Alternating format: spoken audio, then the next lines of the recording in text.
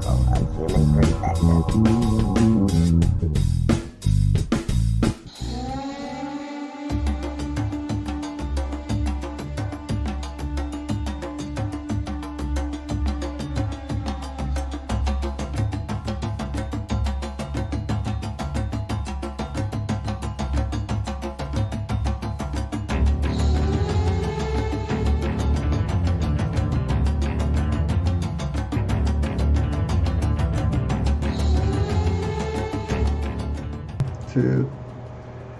Welcome to Unbiased and On the Fence. I'm Shane. Thank you guys so much for joining on this special Power of 8 at 8. How are you doing today, Eileen? Whoops. Oh, I'm so glad I caught that. Now you're unmuted. I'm doing great. I'm still doing great. Well, would you like to introduce our guest this evening? I would love to. In fact, they were on, I think back in October, if I remember correctly.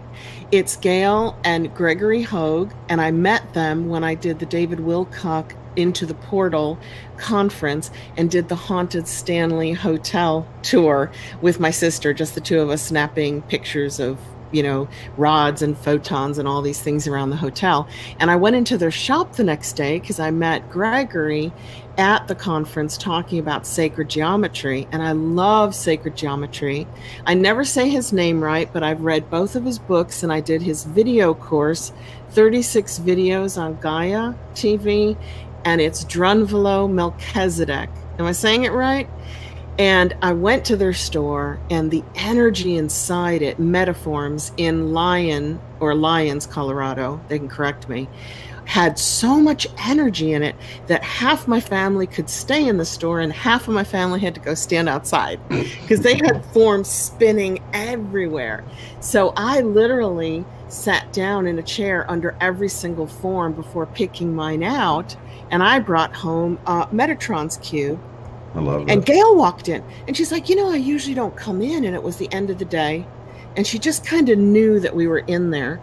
And then I got this chakra wand that 2 weeks ago when I spoke the meditation through it, that's when I disappeared. On the word energy, I just went off into the ethers. So I see the golden ratio on there. I love that one. Yeah, the golden ratio. They'll talk about these, but I've got them here. So no more ado. Where are Gregory and Gail? There you are. I hope we're here. Are we here? You're here.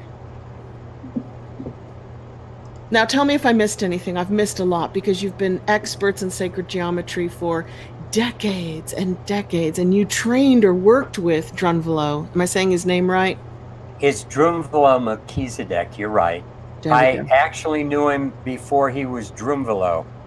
But what I did with Drunvalo was make a lot of the geometries for him because I understood sacred geometry and how it came together. And there were times where he would say, oh, there's a new way of the energy going around the planet.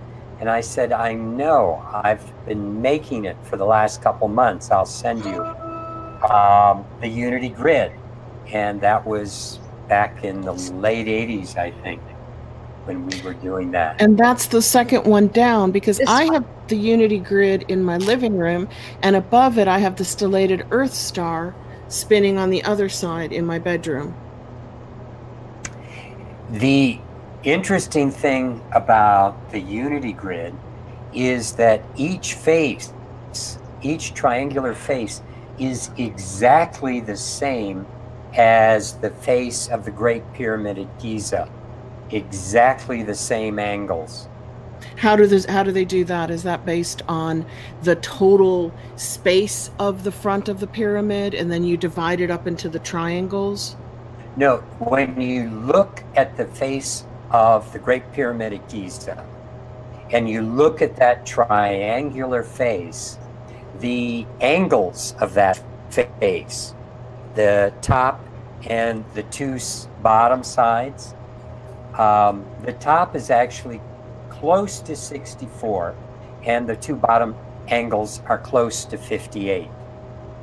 And you know the way the pyramid is actually indented in on each face? Mm-hmm. No, And Because when there's you really, do that, and there's when really 8 faces on it, isn't it? correct. Right. And when you have 8 faces on it, the tops of those pyramids break into 8 32-degree angles. So that's one of the aspects. At the beginning, Shane said there are 32 people on. I said, "Oh, that's my favorite number." Oh yeah. That's just part of maybe 5%, 1% of why that's my favorite number. But it shows up all over the place throughout the universe. It's basically part of what's created everything living. So, Nice. but anyway. Well, on that, numerologically, I have 9 5s in my name, and 32 is 5. And I had somebody on YouTube called Livette, who is wonderful. She does alchemical, ancient astrology. Not, she takes into account the, how things have moved over the past 2,000 years. And she said the 5s, and well, she wasn't talking particularly about the 5. She said, in my chart, I have the earth. I have the earth power. I have the earth energy. And when I did my numerology back in the day in the 1980s, because I had 9 5s in my name, it was all about earth. It was all about earth energy as opposed to fire, water, and what's the other one? Air, I think. Mm-hmm. Air. And Gregory, you were saying that when we were talking, I wanted to get the unity grid because it's round for me. That's why I wanted it. I wanted something to go with my square Metatrons Cube and with my stellated earth grid. And you said it's based on the pyramid, but that pyramids are no longer putting out the energy that they did when they were first built. Can you tell us a little bit about that, how pyramids have changed? Basically, they don't serve humanity in our spiritual evolution at the moment. And a lot of the reasons for the pyramids were more in alignment with certain extraterrestrial beings. I mean, the reason that you find Orion's belt being duplicated on the ground with the pyramids at Giza is there is a relationship of sending energy via the pyramids to Orion. And, time and distance are not viable constraints in 4th, 5th dimensional dynamics. And so that's what they're working with.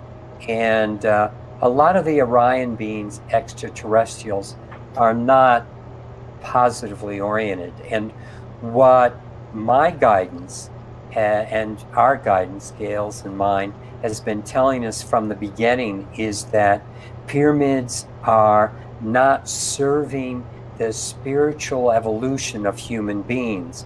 And I talked to you the other day about the Ra material and that channeling. And in there, Ra very explicitly says pyramids are not viable for human beings anymore. And he spoke of working with spherical geometries like the unity grid, and that those had to be worked with very carefully. If you go into ancient Vedic scripture, you'll find that they say something about the altar to a spiritual altar has 10,800 bricks. And they also have in the Rig Veda 10,800 different paragraphs or stanzas. And the reason that 10,800 shows up, if we take numbers like that and translate it into geometry by making it degrees, 10,800 degrees is the exact number of degrees in adding up all the face angles of the unity grid. So there's something very curious about that.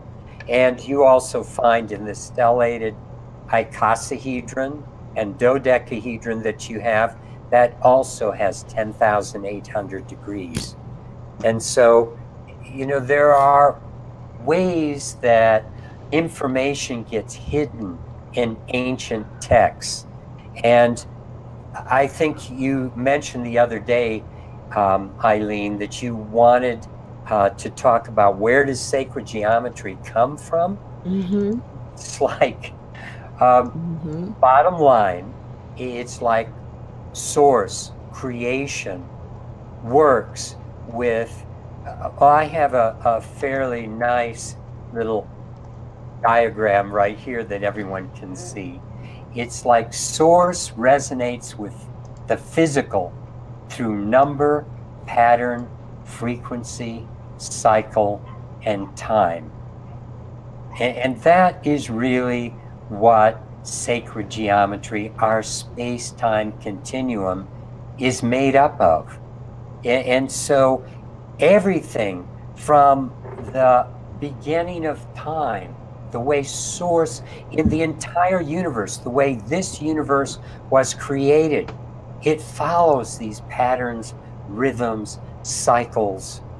And so what happens is that in ancient times on this planet, pre-Diluvian times, I mean, we're talking about before the Great Flood.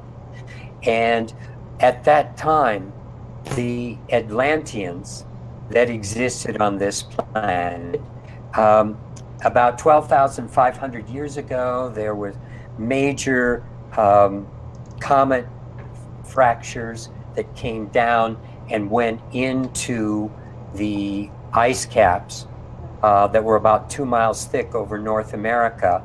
And what happened was it started the whole process of the Younger Dryas, which was a period of a couple thousand years, 1,600 years, where things got colder for a while.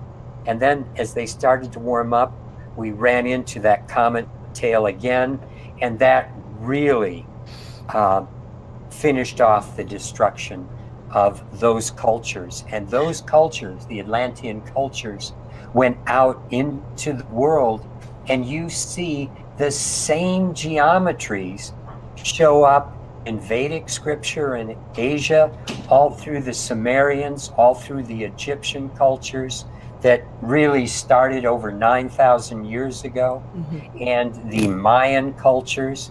They all work with the same numbers. They all work with the same geometries. And that's because it went back to the same source with the Atlanteans, and they were fed a lot of the extraordinary numbers and understandings by extraterrestrial beings tens of thousands of years ago. Fascinating that you've brought this up, because Shane sent me a great video series that showed the changes around us in the solar system, tying in with the changes in consciousness and the change in the polar magnetic north and the scattered magnetic shield. And then I read the Kali Yugas, which many people may not be familiar with unless they've studied Hinduism. And what you're talking about, these Atlantean times and the tail of the comet, and the Thunderbolts project, talking about Venus being a comet that was trapped into kind of our sun's elliptical orbit. It's all tying together for me when you say these things.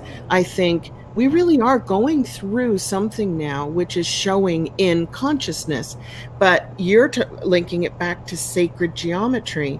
And for many people, it's they start with the Platonic solids, the triangle, the circle, the square, right? It's five basic shapes, am I right? Yes, we have 5 platonic solids, and what you're talking about too is we are moving into a special part of the galaxy where the sun is the sun's energetic field, which far supersedes the solar system. It's moving into a field that was basically brought to everyone's attention in '98 by a scientist, Dr. Dimitrov. And what he found is that this particular energetic field is dozens and dozens of light years across, and that it is very high magnetism and it is a very high temperature.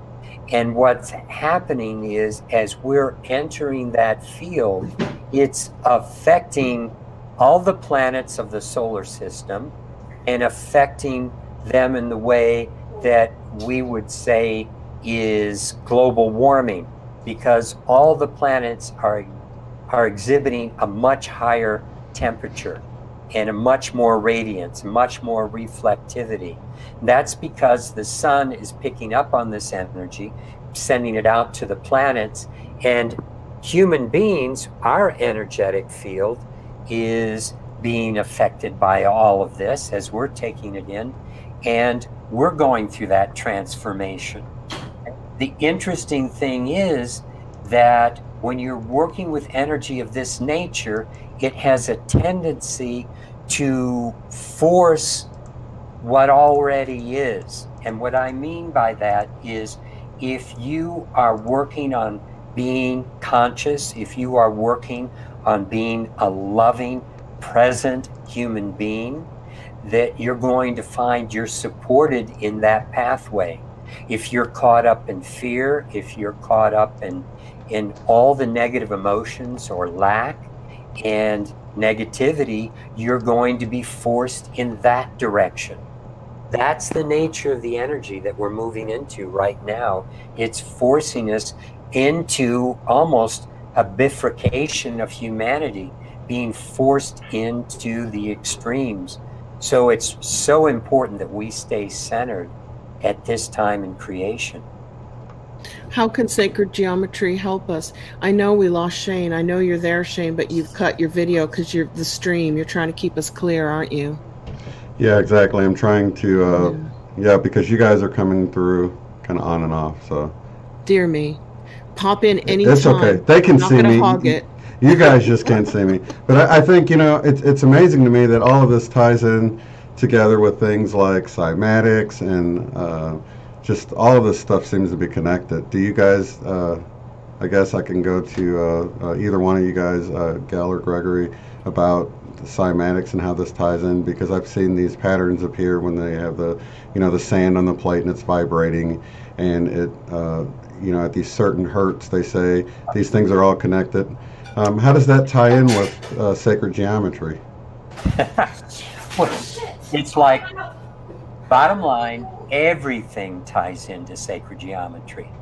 Everything. There's nothing in existence, also nothing in time, that can't be understood through sacred geometric principles. Cymatics, so what Hans Jenny was doing was he was taking oil and water, lycopodium powder, and sprinkling it on plates and then putting frequencies through those plates, and it would form a pattern. Mm-hmm. And the thing is, as the frequencies that he put into those plates changed, the patterns would change. And I've actually, in my slideshow, got some pictures of cymatic images later on.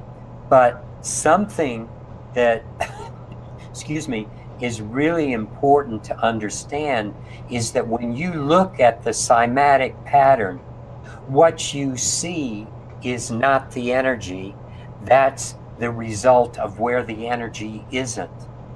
It's like if you imagine you have a room that you never clean, and you walk through it all the time.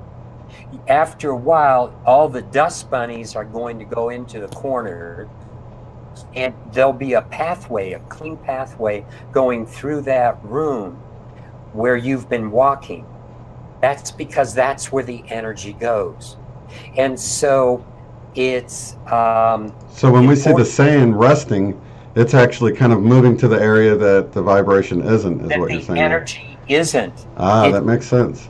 And so it's kind of, it's the lack of energy. But the curious thing that human beings really need to start to understand is that what we do is we look at things and try to interpret from the things we're looking at. But if you understand that all things are made up of energy, 99.99999%, that's 5 nines after the decimal point, and only 0.00001% is actually physical matter. Actually, you know, the electrons, the protons, the neutrons, the physical stuff is that small. You know, everything we have to understand is really energetic. So it's like we need to start to move to higher understandings of the way energy works. So cymatics, coming back to that, it's a good metaphor to understand that our tendency is to look at the pattern, but the pattern is not the essence of what's going on. It's in between the pattern, the energy in between the pattern. And often when you're working with music, it's the intervals, the space within the music. The importance of the octave is not the 8 notes of the octave, but the 7 spaces between the octave and the way that they play off each other. And so, bottom line. Well, you know, it's a whole different take of recognizing that when we say everything is energy, before there's matter, before any kind of form comes into place, everything is pure energy, and it's formless. And that's where it also integrates with consciousness. And in quantum physics, we talk about how wherever our focus as our consciousness goes, then, and people think it's magic, but that's really the way things work, that activates the energy to go into some kind of a structural function to create form. But because we're so fixated on form, we keep looking at the form instead of recognizing this pure vibrational field that is so vast and can be anything at all. And when we start working from a multidimensional level and realizing that what we see, what we can feel with our physical senses, what we can hear with our ears, you know, all of those kinds of things are just a fragment of what's really there. However, what sacred geometry is, why it's so important, is because in order for anything to manifest, there are some basic structural integrities that are followed in everything out there. And they show up in these different kinds of geometries, in rhythms, in the frequencies, in patterns, in number. That's kind of like telling us the story of how we go from pure energy into matter. But honestly, you know, the more we expand our awareness to realize, like what Gregory was just talking about, it's what's in the spaces between. That's where, you know, the energy really is. It's in, you know, what we consider the void. The void is so rich and full and extraordinary. Definitely. This almost ties into how we're like in between. You know, there's all this talk about going from 3D to 4D to 5D and sort of this expansion of human consciousness. But really, when you think of those are really like the thresholds, and it's like we really just hang out in between most of the time anyway, right? It's like, you know, the threshold of a doorway moving up into a higher density or vibration, if you will. something I was sharing with Eileen the other day was that in the raw material, they talk about densities. Mm-hmm. And so second density would be a plant or an animal. And we're third density beings right now. And what that means is we're at a certain level of consciousness in the way we work. And yet we also exist in the third dimension. And so they're a little bit different, or they're quite a bit different. Density is a measure of consciousness, and dimension is a measure of what we're working with in our environment. So we can be in the third dimension. We can also work with fourth dimensional aspects. And that's what the emotional body is like. And when people see an aura around someone, they're working with the fourth dimension. If they're starting to work with time and space, they can move into the fifth dimension, and even up into sixth and seventh dimensional realities. And there are beings that exist on those other dimensional realities and yet still interact with our third dimension, and they may or may not be third density beings, fourth density beings, fifth density beings in terms of consciousness. So it's almost like there is just an infinite amount to explore.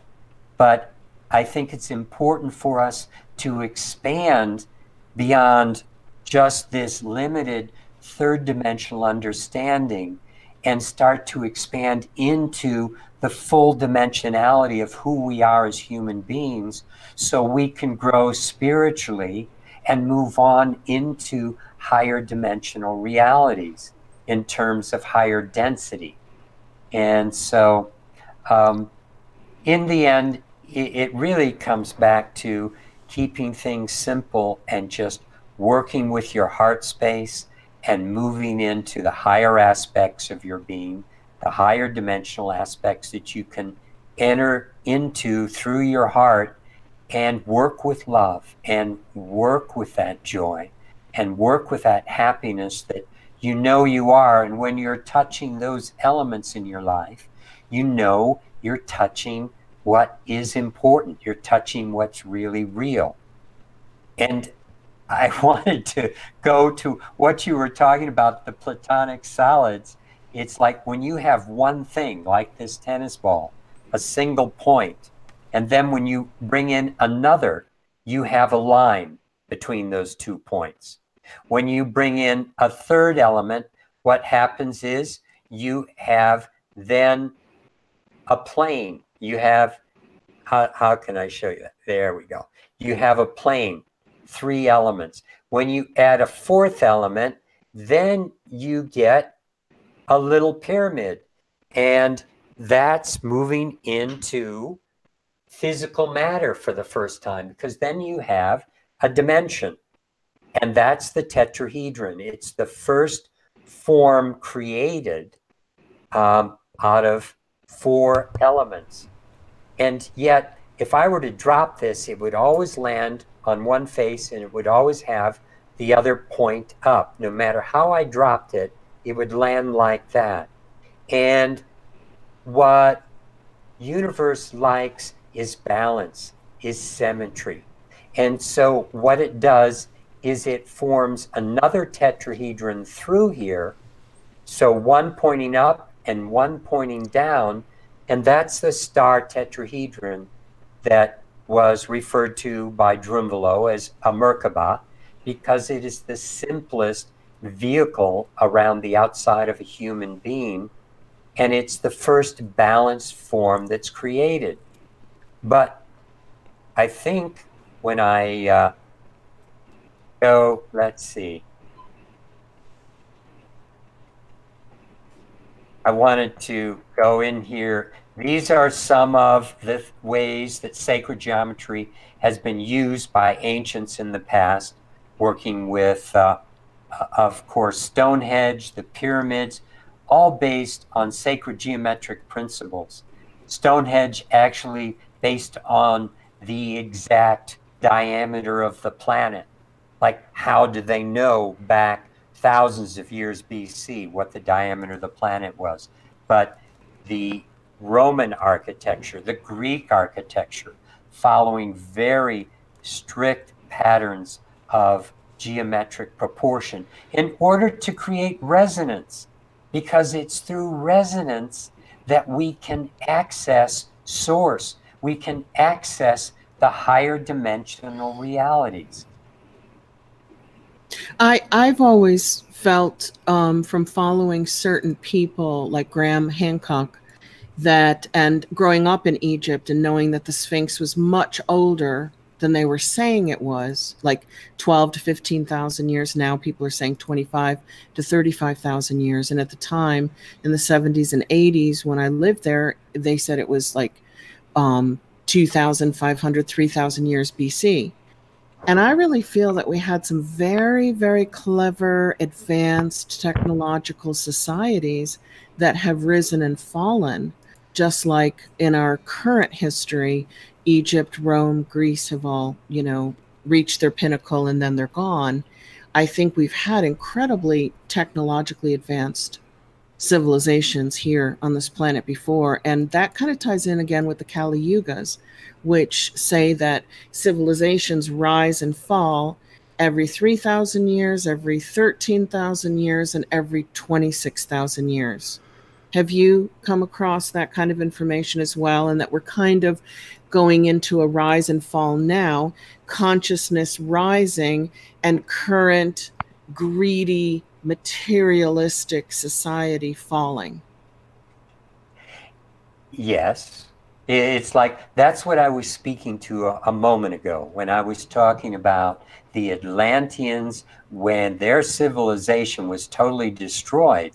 I mean, it makes sense that there were many that survived that went out into the world, and there were many human beings that were at a hunter-gatherer stage. And so all of a sudden, you see about 9,600 years ago, grains were introduced. And it's like, where did those grains come from?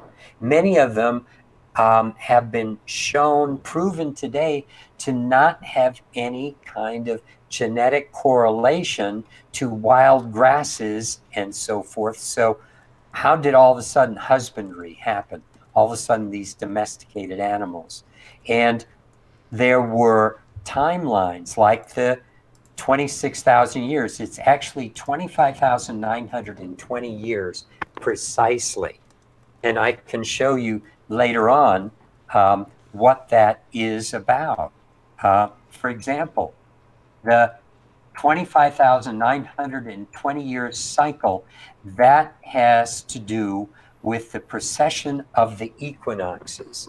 And there are some scientists that say that's because the equator bulges and thus the pole of the planet is going through a wobble. And that's why there's a precession. And what precession means is that when you are looking at the heavens, you are moving through the 12 signs of the zodiac.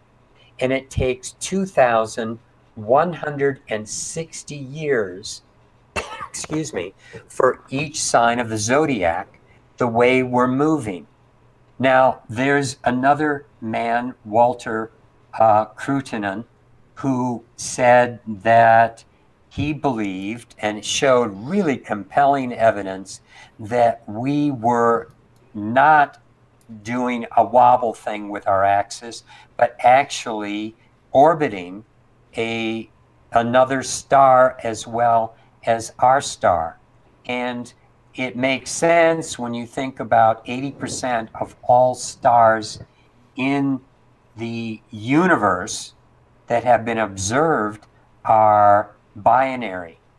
And so there is a matter of thought that says Sirius and Sirius B are also part of our orbiting cycle, and that we are linked to them, and that's part of the precession. I think it's too exact of a period of time, as I can show you later, and that really, I believe that there's an extraterrestrial influence that is causing us to move in this kind of a periodicity, where, as you can see right now, I've got on the screen a square, a pentagon, a hexagon. If you look at the degrees of a square, 360 degrees times 72 equals the great year. That is 25,920 years, divides equally by the square, by the pentagon, by the hexagon, and you see octagon, tetrahedron, cube, all the platonic solids divide evenly into 25,920 years. And in the bottom section, you see stellated dodecahedron is the 10,800 degrees as the stellated icosahedron, the unity grid. But another very interesting dynamic is that when you look at the numbers that show up, all of these numbers, the 36, 72, 54, 108, you see these same numbers again and again and again. And you'll go into temples that were built with 108 pillars, or you'll go into all the mala beads that different Eastern religions work with, 108 beads. The Catholic Church uses 54 beads. Why do they constantly work with all these numbers? And you look down in the lower right-hand corner and you see there is a pentagon. And if you look at that pentagon, the angles that are in it are 36 degrees, 54 degrees, 72 degrees, 108 degrees. These angles show up again and again in all the sacred geometry because these angles relate to DNA, relate to all life, relate to the way creation happens. Creation happens around these angles. See, there are only two triangles in creation where the long side divided by the short side is equal to the phi ratio. And the phi ratio shows up throughout the way insects are created, plants are created, human beings, DNA. Everything shows up working with these same numbers. The universe is set up to create life around these particular numbers. And it works with the geometries, the platonic solids, the square, the tetrahedron, all of them. And it works with, it works with every aspect of creation. And Mayan time, they worked with a 360-day cycle, as did the Egyptians, as their year.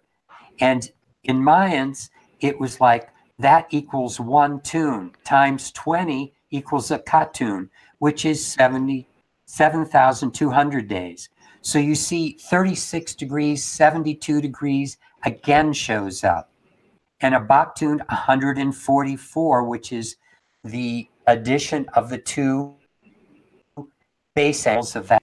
So you keep seeing that again and again. 72 these are just some of the things where you see 72 Earth years equals 1 degree of the great year, which is 25,920. If you take the amount of time that one period of each of the planets is in, like when we're moving into Aquarius, will last 2,160 years. That is also the number of degrees in a cube, our basic standard of measure. It's also the diameter exactly of the moon in miles, which is, I mean, there are sacred units that the miles are constructed of and the miles on the Earth, but that's why the moon is constructed perfectly. In truth, it is a construct. I believe it was brought in well, not all that long ago, tens of thousands of years ago within human history. But 72, you can take that times 30, and that will give you the moon's diameter. It will give you the Earth's diameter in miles. It will give you, so, you know, this is what you can work with some of these numbers that are so perfect in the way the creation is set up around us. It's mind-boggling. So, yeah, we saw the vortex math in there, didn't we, Shane? That's 2 days of math shows, isn't it? yeah, vortex math comes back down to the geometry. And when we were talking about the star tetrahedron, when you connect the outside points of it, you get a cube. And when you connect the inside points of it, you have an octahedron. And the three geometries together create something that we call Metatrons Cube. This has been known to people in a two-dimensional format for well, I don't know, thousands of years, but this is the way. I mean, you go on the internet, you only see this perspective, you know, where you have one six-pointed star within another six-pointed star, and people call that Metatrons Cube. But cube references something three-dimensional, and a two-dimensional object does not exist in this dimension. It, like on a piece of paper, you could draw anything you want. A flower of life, a Sri Yantra, Metatrons Cube. But when you pick that piece of paper up and you turn it sideways, it disappears. It doesn't exist here. It has no stuff here, no energy here. Any energy it seems to have, you bring to the table, you bring to it. You're infusing it with your belief systems. You're infusing it with what you expect to have happen. It's when you're working with actual three-dimensional forms, like a three-dimensional Metatrons Cube, that you have something that has the capability of interacting with the energetic fields around you more profoundly, thus creating a more profound energetic shift. Okay, so I've got one, and you've given me, I bought a spinner. I bought a ceiling spinner, and I bought a tabletop spinner that's got a little more oomph and energy coming out of it. And when my Metatrons Cube is spinning, I noticed it goes clockwise, right, on the tabletop? Correct. What does that do? What does that do to the energy around me, the energy through the meditations that we're doing when we connect with 100 people live? What does that do? Clockwise is basically bringing energy in. When you go over someone, and it's important to understand that what determines clockwise is viewing it from the outside in. When you originally clockwise happened because people put a stake in the ground, and as the sun moved across from the east to the west, that stake's shadow moved around it in a way that was clockwise. And so that's how they made clocks go, just like the shadow of the stake with the sun, with the original sundial. They kept the format.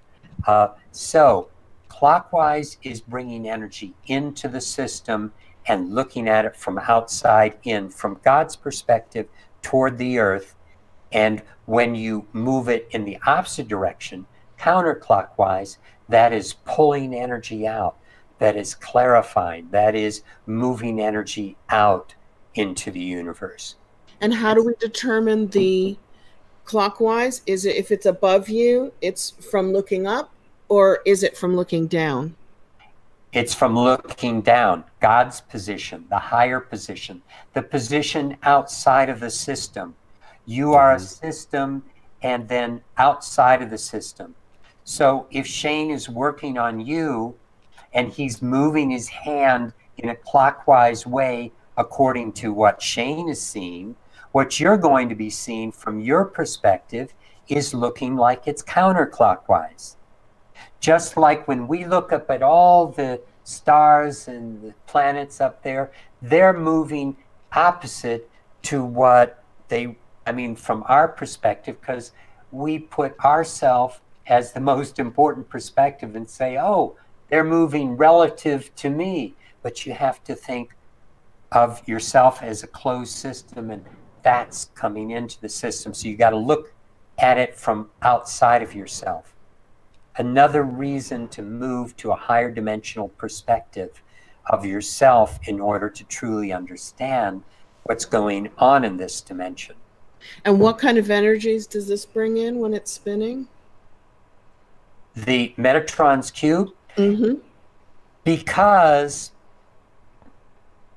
everything in creation, you'll find the way the photon is created is looking like, now they've shown a star tetrahedron, and that the cube shows up in the way space has defined cube limits, and the octahedron universes present themselves octahedrally. I mean, the way they move through the universe, galaxies form around octahedral shapes. So bottom line, this is very much involved with physical grounding, with matter, with putting order into space. And so what it's doing is it's helping you show up here, and it's helping organize the space in a perfected way. It's helping you to work out your dharma, your order, your manifestation of creation, and it brings things into balance within your environment and within your physical body. And yes. Well, something that I think is really important with three-dimensional sacred geometry is that it helps connect us to the higher dimensions. You know, just like what Gregory was explaining, you know, we're so oriented towards 2D living, really. You know, when we look at things on a flat plane, you know, we get our information from books. We do things from, you know, a perspective where we're not bringing in all of the different multi-dimensions. And that is a very important part of where we are right, traveling in the galaxy closer to these new attractions and the energies. Yeah, these energetic clouds that are, you know, they are having an effect on us. And so it is very important for us to be able to expand into a multi-dimensional access, awareness, consciousness. And so all of these geometries are supporting these connections, the connections to the greater aspects of who you are. So we can get beyond just this physical dimension, the material world. You know, we talked about earlier at the beginning of this talk, that there's this polarity that's going on right now.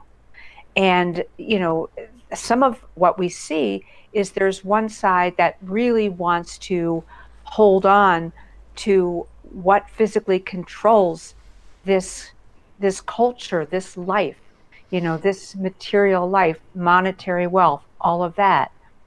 And then you look at people, and a lot of young people who are really powerful now and are recognizing that their real power is coming from consciousness, it's coming from compassion, it's coming from living in a connected and heartful way.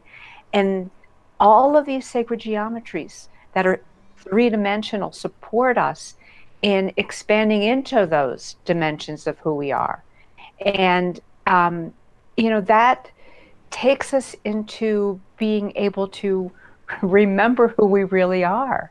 You know, as we've evolved through different high-level civilizations, some civilizations were quite amazing with how spiritually aligned they were, how they understood things that, you know, we go, wow, how do they know that? Well, they used higher intelligence, whether it was connecting with higher dimensional beings or space beings or just knowing, whatever those applications were, that is part of who we are. And in order to get beyond this, you know, this material world and reach into higher access into what we can consciously create, three-dimensional sacred geometry is a conduit. It's like an antenna system that supports us in these connections. And not only does it support us in those connections to higher dimensions, but it also serves to strengthen us so that we're not tossed and turned by some of the, you know, the stress that's out there in the world. You know, whether it's electronics, whether it's toxins in our environment, whether it's fear, judgment, all kinds of things that many people are suffering from.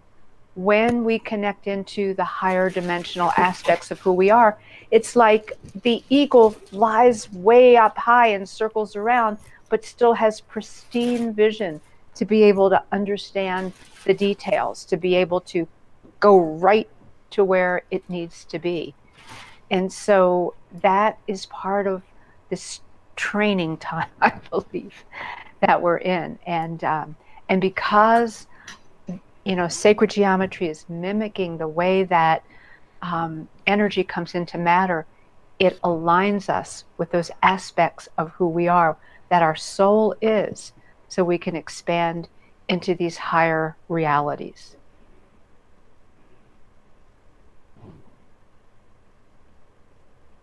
Moment of silence.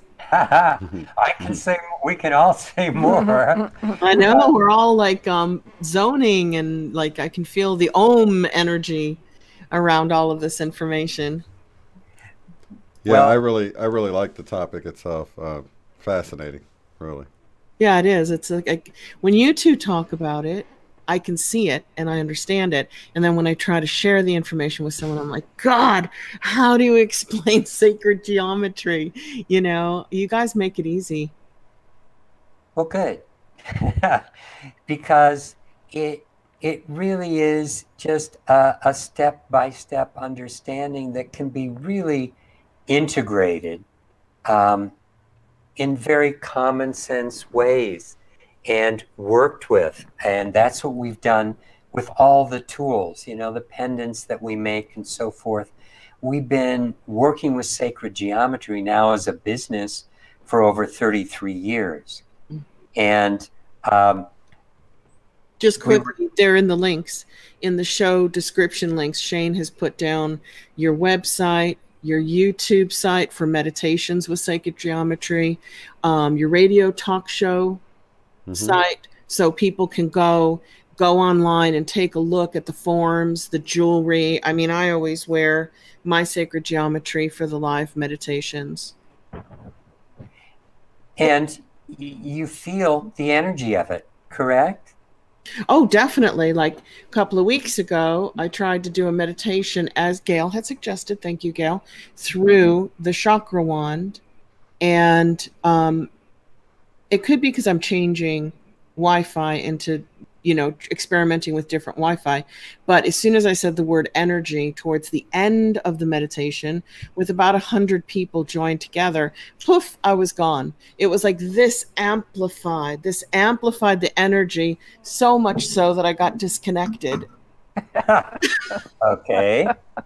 Sometimes our electronics have a hard time handling all of this. Yes, it's like we are more powerful than the electronic platforms that we're on. Absolutely. Yeah, that's important. That's a really important point, because sometimes people get overwhelmed with 5G coming up, the plethora of information, artificial intelligence, all of those things. And really, when we really get down into who we are, what consciousness is, the expression of the soul, it is so far beyond all these other things that, are great to play around with here in this, in this third dimension. But on the higher dimensions, hey, they're just child's play. Nothing compared to drop the fear, basically, instead of feeling afraid of the chemtrails and the 5G, and you mentioned a few other things. Instead of feeling like these powerful energies that humans have created can hurt us, we drop the fear and stand in our own power, which is consciousness, which far exceeds anything, including AI, that humans could ever invent. Absolutely. Absolutely. AI is a third dimensional phenomena. That means that as you move into these higher dimensional realities, AI isn't there. A lot of the negative extraterrestrial things and fourth dimensional difficulties that people see with archonic energy, it doesn't exist on the higher dimensional levels, which is where we are really destined to expand to, so that we can grow in consciousness through higher densities as well as higher dimensions. Then can I ask you quickly, Gail and Gregory, do you think that if people can't cope with the 3D issues, they can't go up to the fourth density, the fifth density, the sixth? Do they have to master this plane first? Or if they're good, kind, loving people, they get to go? Even if they can't cope with the challenges here. You just contradicted yourself a little bit. I mean, good, conscious, loving people have meant and truly, integrated those challenges and moved beyond them. That's what I was saying earlier about the energies that are coming into our planet right now, that energy wants to flow through us. And if we have issues, those issues are having pressure against them. So we need to deal with them. We need to learn from them. I mean, that's why we're here. I mean, it's all a play. Who cares if we have AI or extraterrestrials or good guys or bad guys or this kind of president or that kind of political system, or you believe all the stuff behind it? It doesn't make any difference. It's all an illusory play. You're here to learn and grow. You're here to interact with this reality, how you need personally to work it out, to work out your issues and move beyond them, so that you can be in that space of love, be in that space of consciousness. Well, there's another piece too that I want to address, and that is that the way that we've been educated, there's this sense of like, either you do it right or you do it wrong. And there's, someone that I was very influenced by, Buckminster Fuller, he would say, people think that I was just a really smart person. He said, but really, I just made more mistakes than other people. Mm-hmm. And what that says is that we are evolving. When we stop judging ourselves and other people, and we instead learn what's there, learn from all of the different aspects that we're creating, recognizing ourselves in an evolutionary flow, then, you know, we don't have to be these perfected people that come to the, you know, the gates of St. Peter and find out whether you're going to go to heaven or hell. You know, that mindset is very two-dimensional. And so instead, you know, yes, it's important to keep opening our heart, because honestly, we can trust our heart more than we can trust a lot of other stuff, because our mind can play games with us. Our mind is really just capturing historically what's happened. If you really want to talk about, you know, what's, you know, in your heart, that's where you can be creative. That's where you know, you can really connect into the higher range of who you are. That's where compassion is an enormous quality. You know, when we talk about love, that's an amazing quality. It's way beyond what the brain knows how to do, knows how to work with. And so if we just keep on that evolutionary track and know that that's the expression that we want, we don't need to be these, you know, perfectly, you know, created beings, you know, who have done the right meditations and gone to the right programs and followed the right, you know, whatever. Instead, stay with your heart, grow in that space of love, grow in that place of being able to express more compassion and dignity and integrity in your life. And that's really what sends us into, you know, being able to connect in with all these other higher levels of being. And your heart, you know, is not, it's not like some people seem to think that because the heart has some cells similar to brain cells, that the heart is capable of taking over the brain and sending information to the brain from the heart. It's really to be understood that the heart is a doorway, and it's got enough cells similar to the brain to communicate to the brain what is coming through the heart, because that's your higher self. The higher aspects of your being, the higher dimensional aspects that we're talking about right now that you are, I mean, you're like an iceberg where only 10% shows up here in the physical. The other 90% exists on these higher dimensional levels already, and it connects to your physical body through your heart center and goes to your brain to control the brain and have it follow, you know, be the computer it's meant to be and do the things it wants it to. Mm-hmm. And so that's why you need to put your higher self in charge. And another way of saying it is, you know, trust what's coming through your heart and work with culturing that higher aspect of your being to communicate to this physical body, so that your higher self is running this personality rather than the other way around. Because the personality can shut out higher self. All it has to do is get into any negative emotion, get into any judgment, get around. Now, sadly enough, a lot of toxins also block that flow. A lot of EMFs, the electricity, the things going on with the computers and the cell phones, those energies block that flow of energy from higher self from coming into our environment.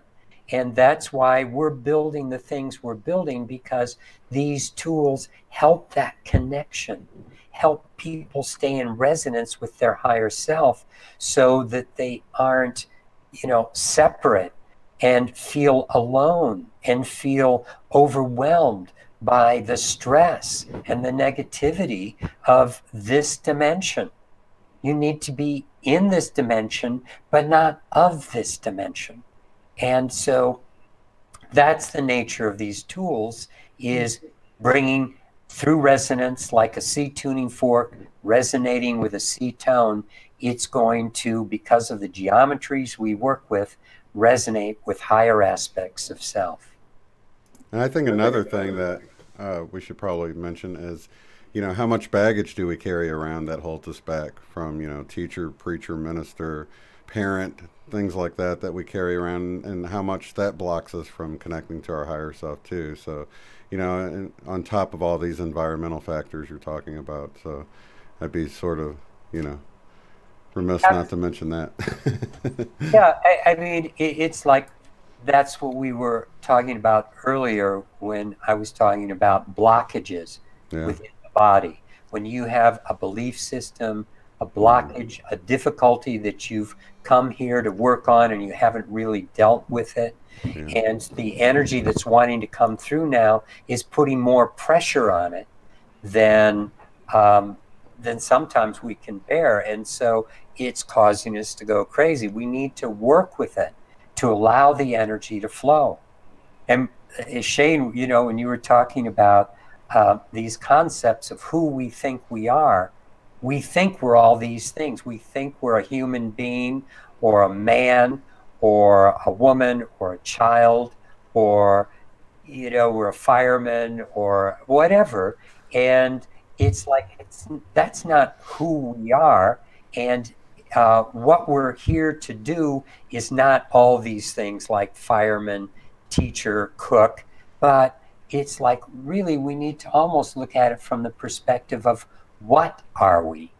We are energetic beings inside a physical envelope, and we need to learn the lesson of love and how we express more love, how we can be of service to others, and through that be able to grow into the bigger dimensional aspects of ourself, and ultimately be able to progress spiritually through these different densities.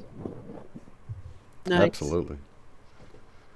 I love it when people say we are tiny pieces of the spiritual universe experiencing itself through physicality.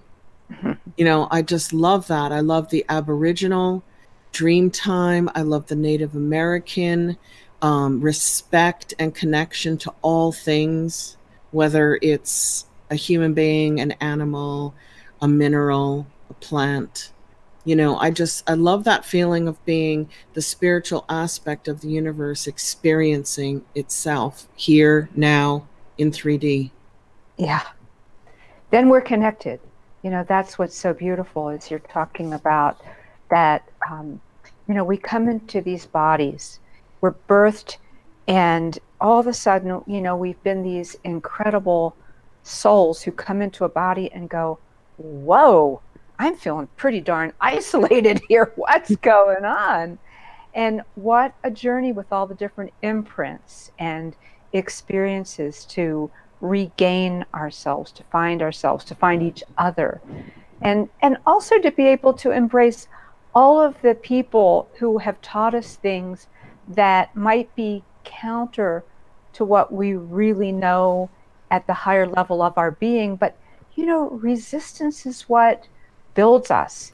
You know, if you want to train your muscles, you're going to work with weights. You're going to do something to create resistance so that you build those muscles.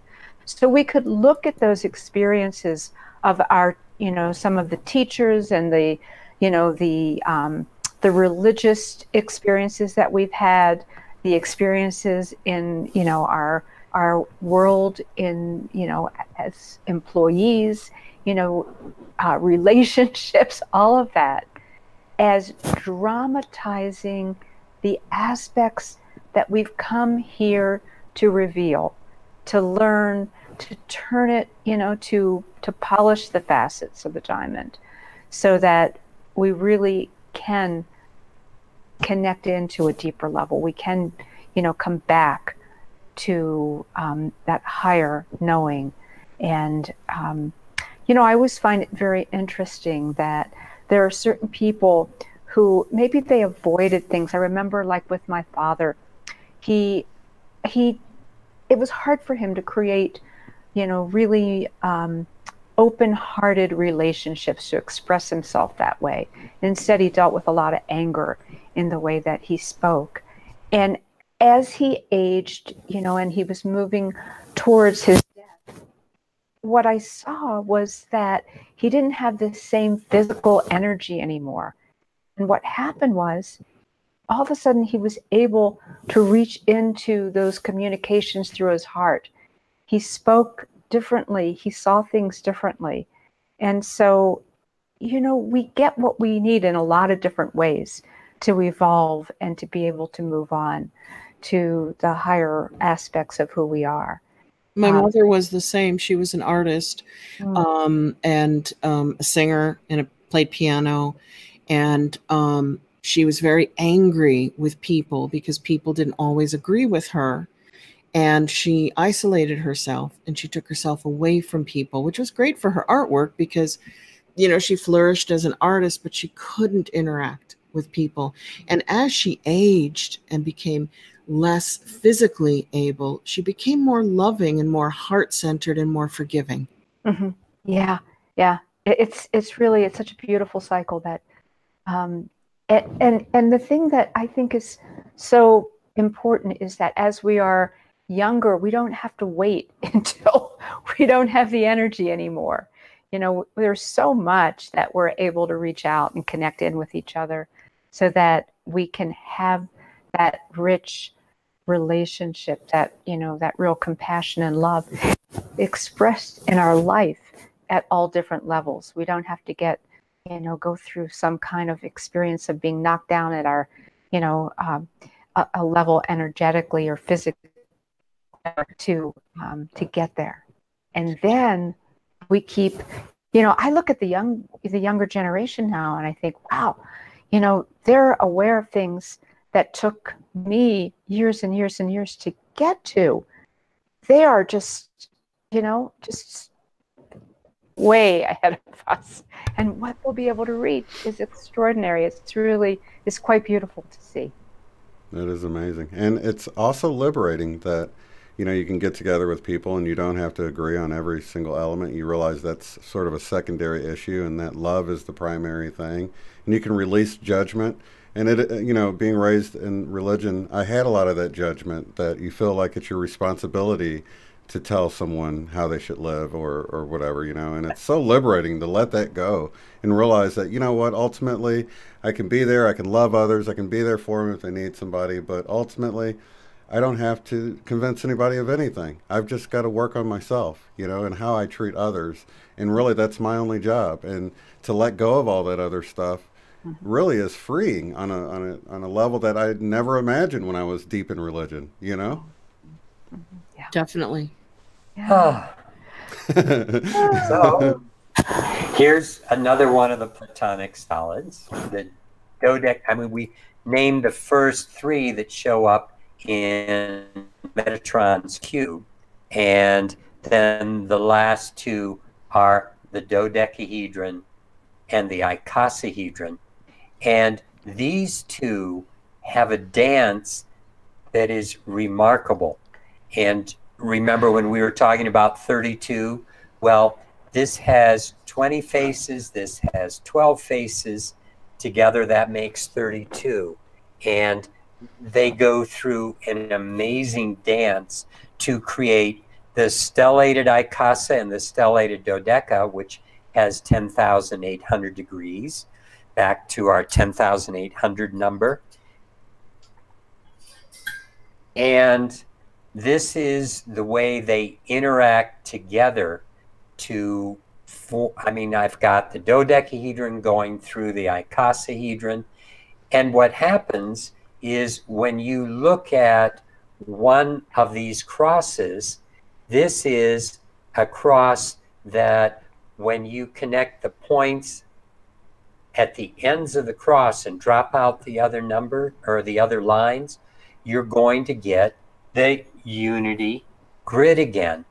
And you're going to have the triangles that you find on the face of the pyramid at Giza. So this shows up when you take that cross and make a rectangle out of it with this width and this length, and you put a diagonal through it, it creates again an angle of 32 degrees. So the phi ratio shows up with the way these two dance together, the way the human being is created. So working with these kinds of geometries, what happens is it creates all of the resonance with the way we're created. So we can really start, here is a dodecahedron with points on it. This is the star dodecahedron I was talking about that has 10,800 degrees if you add up all the degrees on each face. So these are things that we work with in the chamber, on a couple of chambers on our land. When we're done making the pendants, we put them for a night through the pyramid, or the geometries. In the one on your lower left, there's a tube there with frequencies, geometry spinning in it. The one on the lower right, a tube goes over that, and that has a whole number of forms spinning on the same motor that you're working with in the Metatrons Cube. And the reason that adds more energy to the form when it spins is it spins at a very particular speed, and it has a frequency in the megahertz range that is being pumped through the surface of the motor. So there's a number of things going on to add more energy to them as they are spinning. And where our chambers are located, we work with the grid of the planet. And the grid that you're looking at there, again, is the icosahedron and the dodecahedron interpenetrating each other. So it's an icosadodeca grid system on the planet itself. Mm-hmm. And so that's important to understand. And then there are more and more lines that come out from that that extend this system. In the Keys of Enoch by J.J. Hurtak, he shows the overlay of the dove. And the interesting thing that we're working with there is that we have placed a Pleiadian vortex at this space in Lake Superior, Minnesota, and that's at the tail of the dove. And our land is in the right wing of the dove, and we have other forms and large tools buried at Mount Ida, working with that in Arkansas, and the serpent mounds in Ohio, which are much older than what they believe again, and I have forms buried behind the major pyramid at Palenque in the Yucatan. And it wasn't until I completed all of this that I realized that I was forming this cross that was very similar to the cross of intelligent infinity, which is what Ra called the cross on the face of the pyramid, which is the cross in the center of the unity grid. If you go from one point to the other, you form this kind of a cross. So I've seen that laid out before, where they take the cube and then they lay it out onto paper and it forms the cross, right? As you unfold the cube. You can do that with it's called the cross of matter, mm-hmm. because it has 6 sides. You have 2 toward the bottom and then 1 on each of the top pieces, then 1 in the center, and it looks like that cross when you unfold a cube and lay out each face flat. I put this in, and you were talking about the woven spiral star.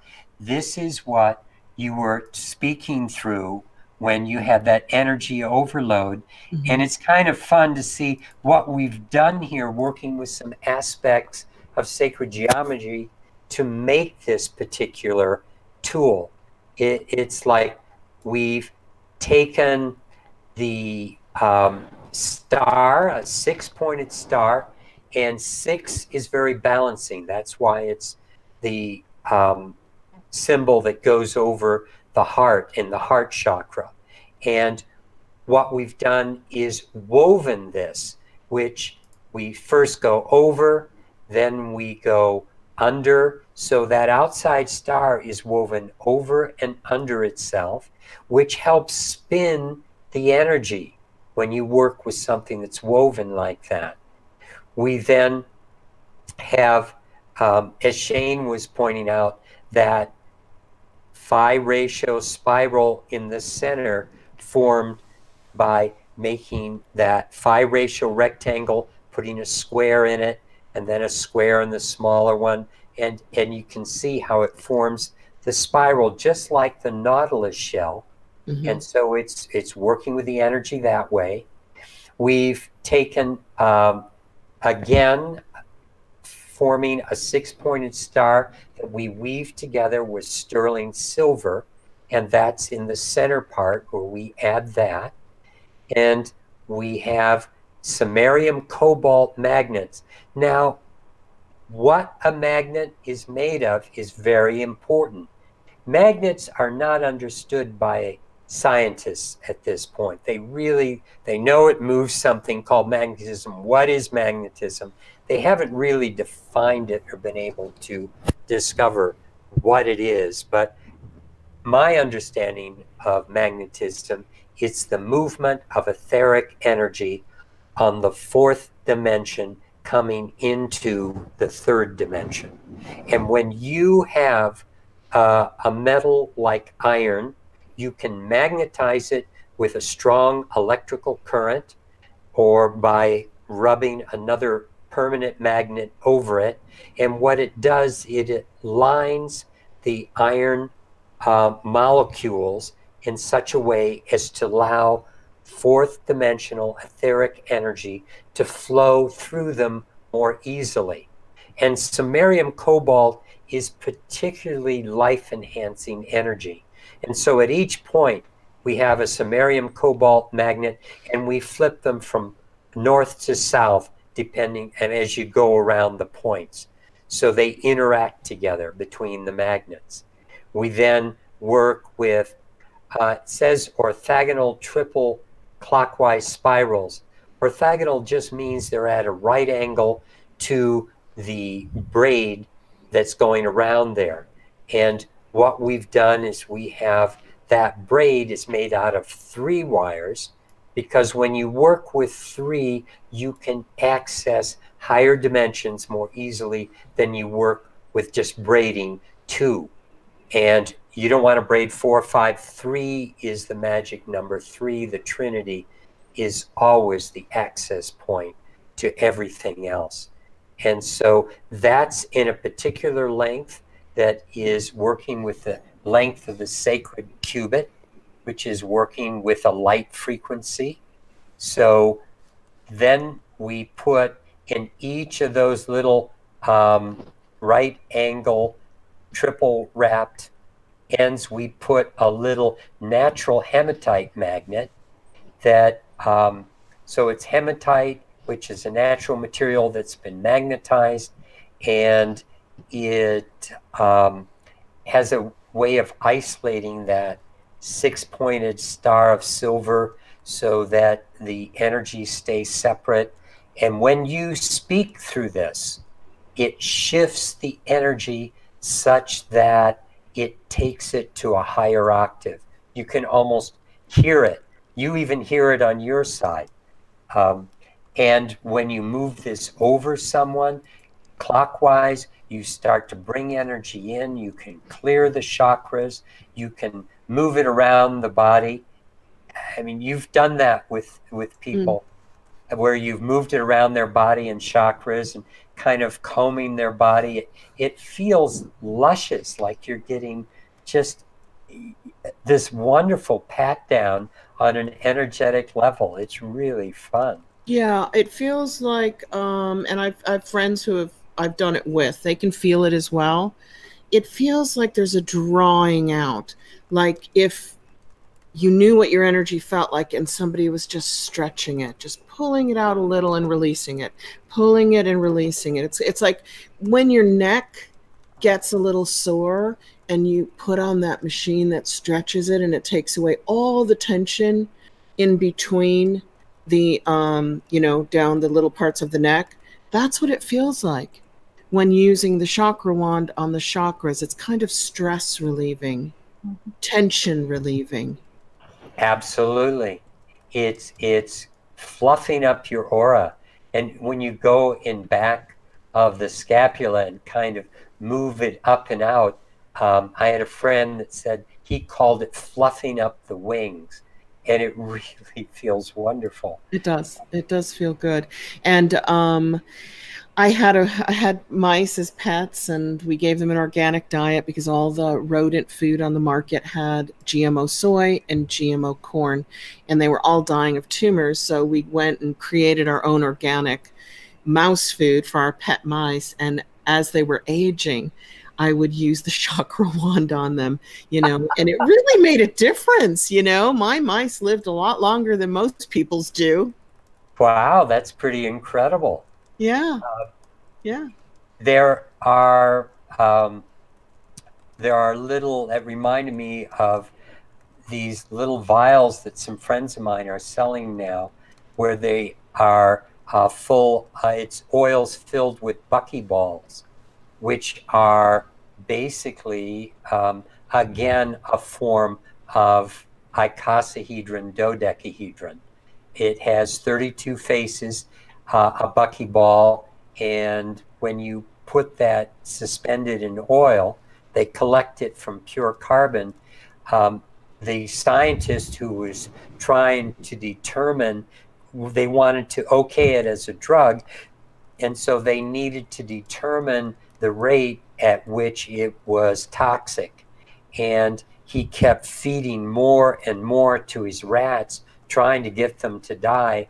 Instead, they lived forever. Probably 2 or 3 times the average lifespan of all the other lab rats. So thanks to Jamie, I know all about buckyballs, because years ago when we first connected through Shane, he sent me information on carbon 60, which is the buckyballs from shungite, like shaken into olive oil, pure virgin olive oil.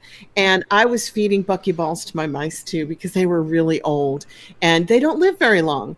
And I got almost double the lifespan out of my mice. And I was not conducting an experiment. These were beloved pets. Yeah, and they're called C60, but the number of faces are 32. When you connect, why do we call it C60 then? Carbon 60. What are they doing? Because there are 60 carbon atoms, but the way they link, the links, the lines joining them, there's 32 of them. No, excuse me. There are not 32 lines. There are, when you join all the atoms, you have triangular faces, and those triangular faces add up. Well, triangular faces, and you have some pentagonal faces, and there happen to be 32 of them, because you have 20 triangular faces, just like you have the 20 faces of the icosahedron, and you have the 12 pentagonal faces, like you have the 12 faces of the dodecahedron. So the icosahedron and the dodecahedron, again, that's what shows up in a buckyball, C60. But C60 just means 60 carbon atoms. And on that note, I'm trying to understand how the human is the 666, that we are the carbon molecules, the stardust in us is 6 electrons, 6 neutrons. Is that it? And 6, something about the carbon structure of the human is 666. I don't explain this well. Do you, Shane? Do you know the definition of that? I could Google the periodic table of elements really fast. Do you know it, Gregory? Do you know how? I haven't heard of that aspect of the human being being the 666. That would be an 18, and that would be a 9, and that would go back to the vortex math. You know, go back to what you're showing us.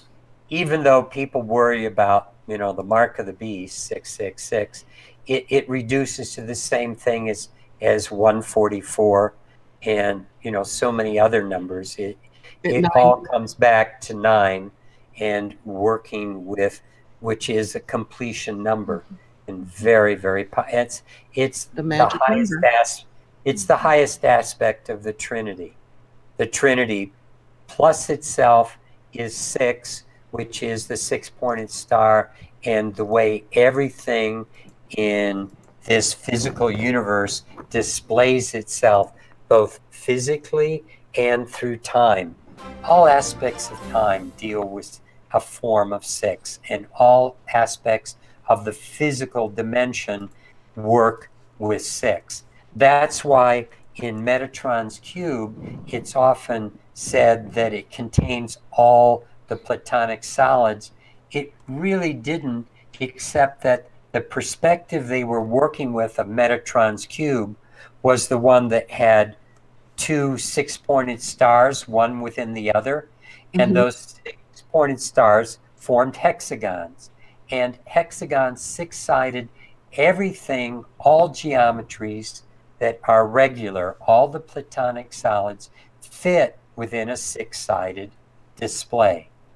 Interesting. Then. So if you take that to the Trinity and you're going back into the spirit of the human, the physicality of the human, the emotions or the id or the ego of the human, you know, again, we're just always getting back to vortex math, to Tesla math, to, you know, 369. Creation.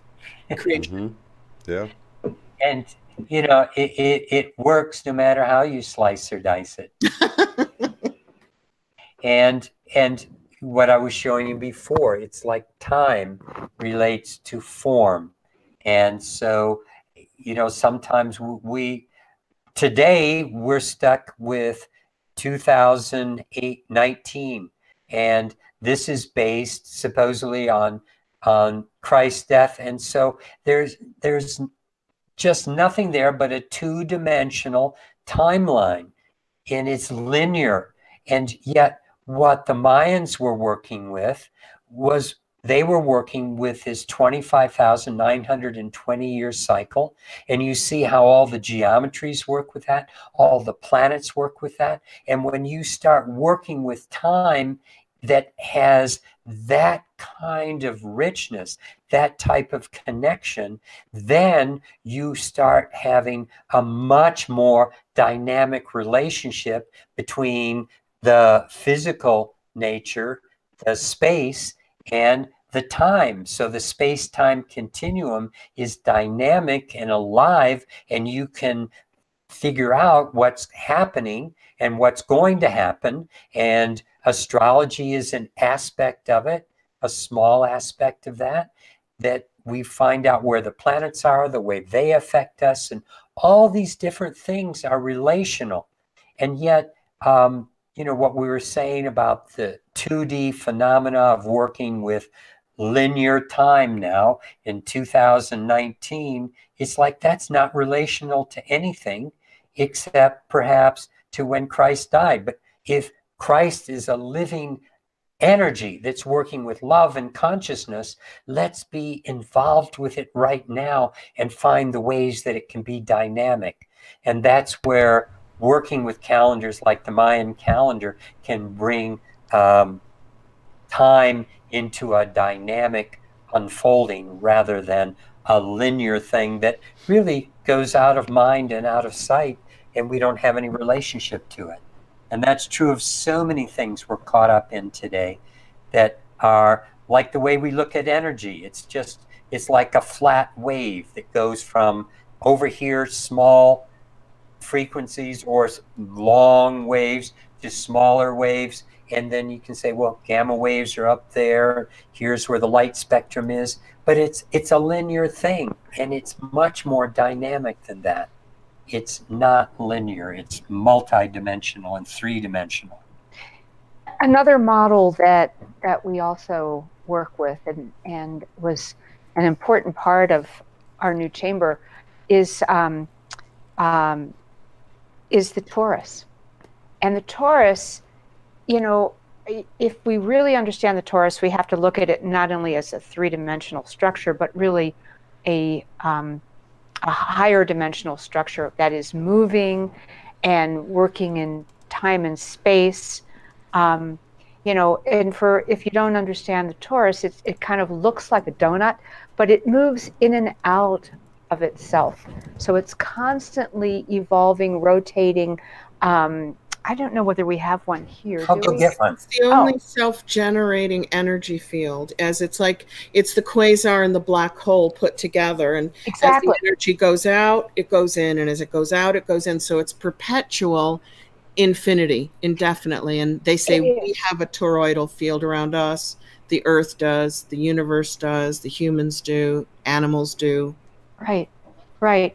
And so, you know, again, you know, instead of thinking of things in these linear planes of, you know, waves and, you know, things that you can chart on a piece of paper, understanding the evolutionary pattern. And it relates to the galaxies, it relates to the evolution of our lives, it really relates to everything. Yeah. And it is, I remember I used to do a lot of channeling years ago, and after Bucky Fuller had passed, and he talked about toruses, and another mathematician, geometer that I studied with, Arthur Young, talked a lot about toruses. And I remember one time in a channeling where I was getting, you know, you really, you know, when I look down at you or I look out at you, I see a torus. You know, that is the field, and it's moving, it's kinetic, it's vibrant, it's happening, you know, in a way that is life, you know, it's about life. And so all of our models, if we can just work with our models in a way that help us see dynamic change, you know, even like looking at, if you can tune into the way that this form is rotating, it's quite different to fix your vision on it based on seeing all the different angles and the different perceptions that come off from it. It's so different than seeing a static piece. When you're seeing it in 3 dimensions and in movement, then, whoops, what was that? My water. Then what you're seeing is all the different aspects of what this is. So Gregory just ran downstairs to get a torus. So this is a really fun model. This is... I've never seen a model move like that. Isn't that fun? And so, now, interestingly, when you look at the side, these rectangles are even. They're regular, and yet as you move it toward the center, it twists and it goes into like a phi ratio spiral as it moves into the center and comes out this side.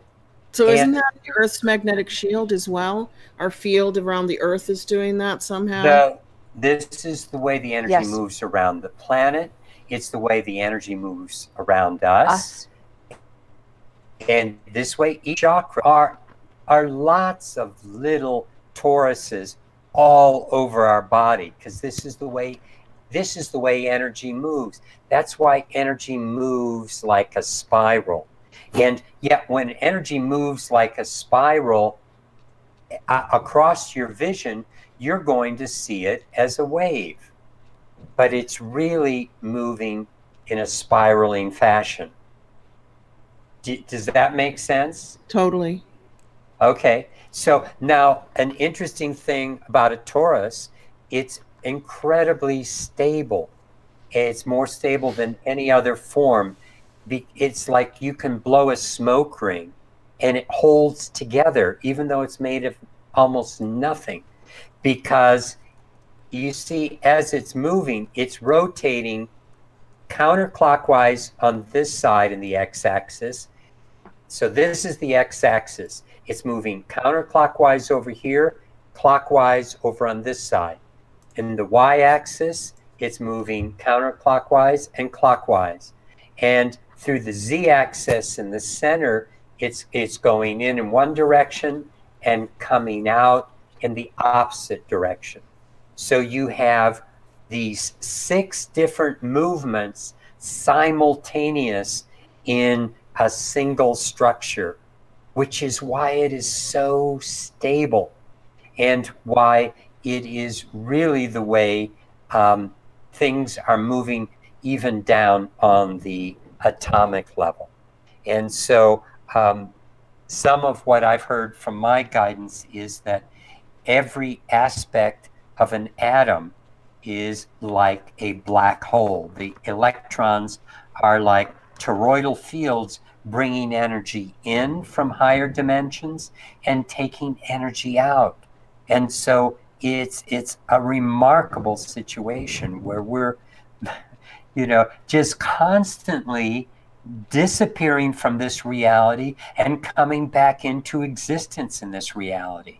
It's just now you're explaining the Mandela effect and taking atoms from the potentiality into physicality. That just kind of explains everything. Yeah, and the chakras. I mean, when you really understand that every chakra is a torus, then you can see how you can continuously heal yourself, refresh yourself, evolve yourself, because that is the model that we've been set to be. You know, we're really, it's really pretty amazing when you think about living forever, yeah. that you do live forever, because how can you die if you can never escape the toroidal field of your energy? If you can never escape that, then you live forever, because that has no ending, no beginning and no ending. Exactly. Exactly. Yeah. Yeah.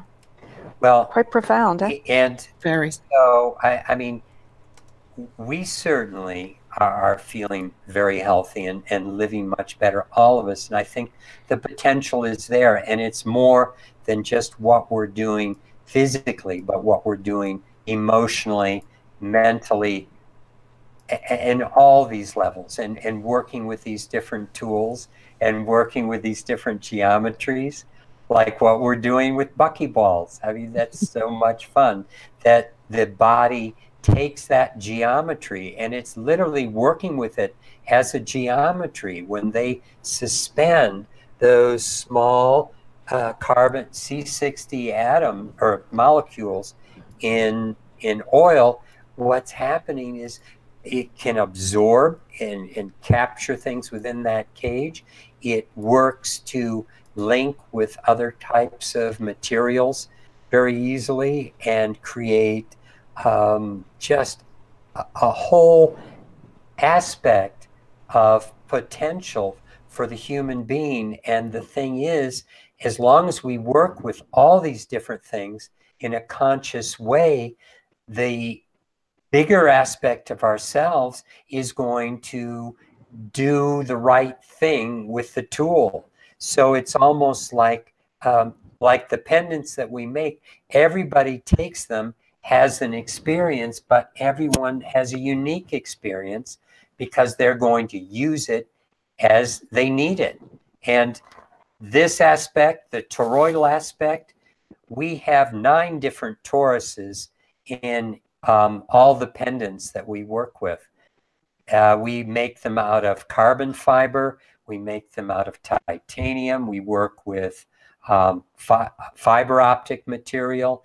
We have just the surface itself. We have 2 faces, a back and a front, which with that stainless steel cover creates a torus of energy moving through. and you turn it toward your body in one direction, the energy is going to come in and be more grounding. You flip it over, turn it in the other direction, and the energy goes up, and you can feel it move toward your head. It's amazing how you can control the energy just by flipping the geometry. I find I wear it on the energy going up and out for the meditation, the live meditation that we do. And then for the next couple of days, I have to wear it on the grounding side. Seriously, because I get so tired and energetic at the same time. I feel like that connection with 100 people live to heal the earth, heal the water, clean the air, it has a physical impact, which is quite empowering and energetic, but also tiring. I need to get that downtime and get grounded after connecting with 100 people. I hear you. Definitely. Yeah, it's important, you know, to integrate, to take the time to integrate, to take those breaths and bring it in. That's why we meditate, you know, that's why we connect with the earth, we connect with the higher dimensions. We find that place that we can bring it in to really increase that heart space, that physical quality, everything, all of And the your above. YouTube channel has some great meditations with sacred geometry that our community would love. Yeah, I invite you to check those out. We have some beautiful ones where you can actually watch spinning geometries, and there's some lovely music behind it, and we lead you through some different processes. And we have some on our audio channel as well, where you don't see the, you know, the visuals, but where we do some meditations. So it's very important, you know, rather than, because this is, you know, what we've talked about today is a lot of information, and energy is information. You know, it is, and break down those words, information. You know, it's bringing all of this in to come to another higher structural integrity, and it takes time to ground it, to, you know, to come into that place of stability, where the evolution can then expand to its next level. So always important to take that time to integrate. And I think that's a beautiful segue, because it can be powerful, because we've experienced all sorts of things with our group, spontaneous healings and all sorts of things. So I don't really have a topic for tonight, so I'd say just let you wing it, Gail, however you want to, you know, whatever topic you feel is suitable that, you know, for the group, and I think it can be lovely. Okie doke. So we're gonna, I think this is a great way to complete our conversation tonight, and that is to bring together what you've learned. You know, there's a lot that's been circulating, you know, in the ethers and in your head and in your feelings and in your whole energy field. And so let's just all get into a position where you have your feet on the ground, planting your feet on the ground and feeling that relationship to Mother Earth. It's so important. It's what we're here for, is to bring that soul vibration to this physical dimension through this physical structure. So let's feel that groundedness, that ability to touch into Mother Earth. And let's just take a few nice, deep, cleansing breaths to find our center. Bring ourselves into that place of oneness, of expansion into creation, feeling our place in the divine, and feeling that sense of joy that we are here, when it's all said and done, to feel this ecstatic joy called life. express the divinity in physical form. Take another deep cleansing breath. Release anything that seems to just be more than what you need to deal with right now. Just let it go. Let it go. And with the next breath, let's bring that focus of energy from the head that we've been very much in our heads talking about a lot.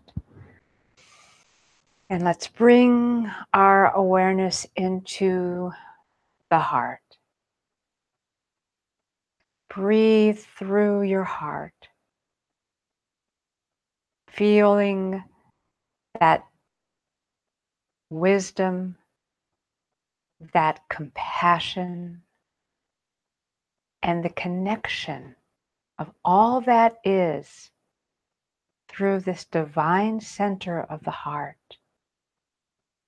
And just as we spoke before about the torus, and that the heart chakra is a torus, a toroidal form, and just recognize that spinning, magnificent heart chakra that is reaching out into the universe, into the galaxy, connecting you to the perfection of what is available for you right here, right now, in the present. And breathe that in. Feel your heart just loving that connection, expanding with it. If you want to go out into the galaxy and reach out through your heart and take in more, bring it back in for your evolution, releasing what is up for you to release and bringing in the freshness of what is here for you now. Just breathe into that. Feel it. Love it. Feel that divine connection. Feel it spinning through you. Now notice if there's any other place in your body that wants to feel that beautiful, loving, healing energy. And expand into those places. Let the spinning toroidal energies get in and cleanse and heal those aspects. Any areas of your body, any areas of your life. Let that toroidal flow do its work. Evolving, healing, cleansing, loving, expanding.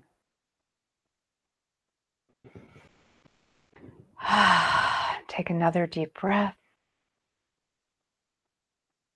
And let's just again connect in with the beautiful relationship to Mother Earth. Feeling how your love is being brought to all aspects of Mother Earth, as you are also bringing to you the love of Mother Earth. Just feel that relationship perfectly connecting, healing. Breathe in. Just feel the joy. Feel the love and compassion that you have for all life on this planet. All life, including your own. For the good of all. Come back to center into your heart.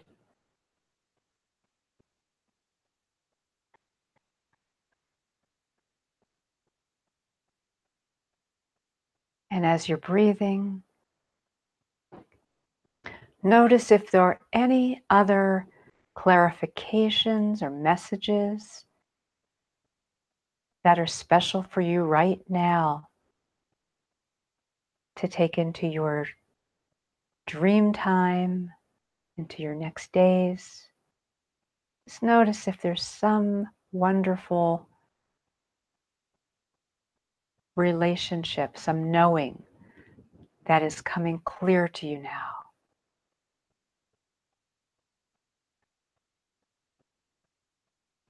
Feel how you belong.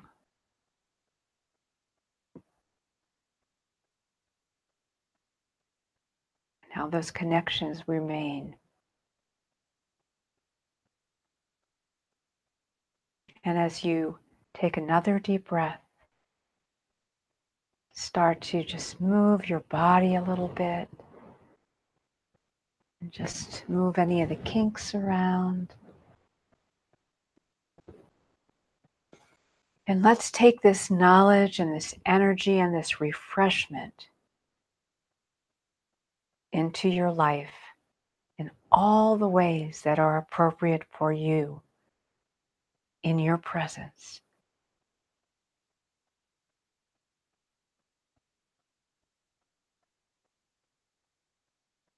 And just now focus on gratitude.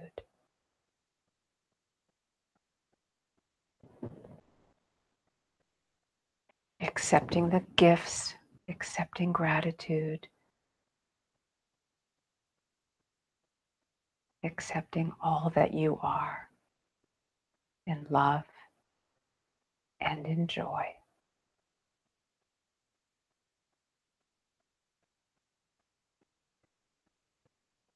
Take another breath and start to come back into present consciousness in your room, in your body, where you are now.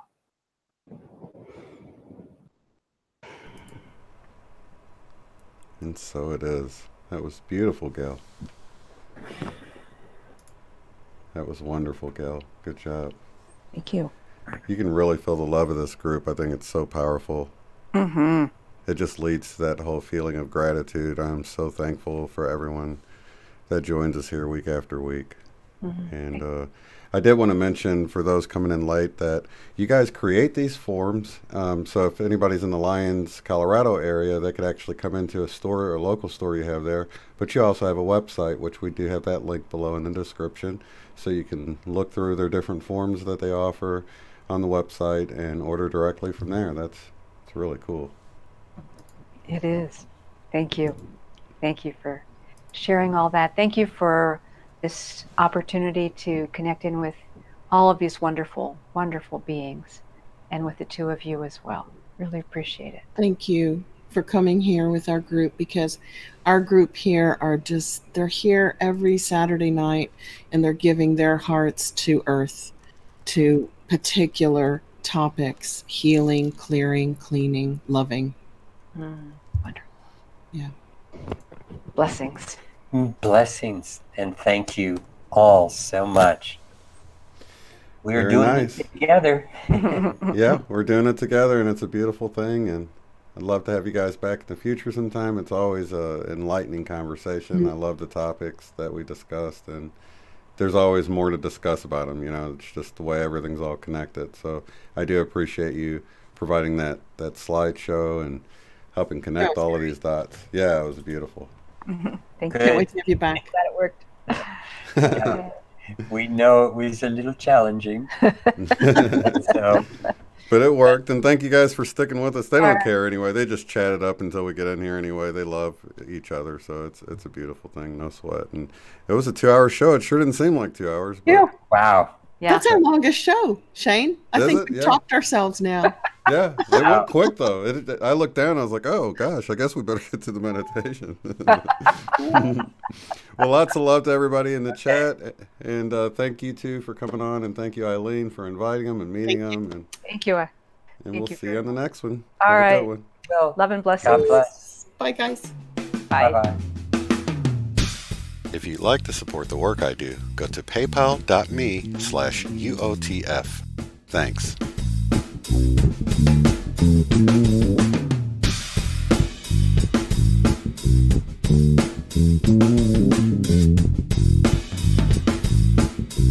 you.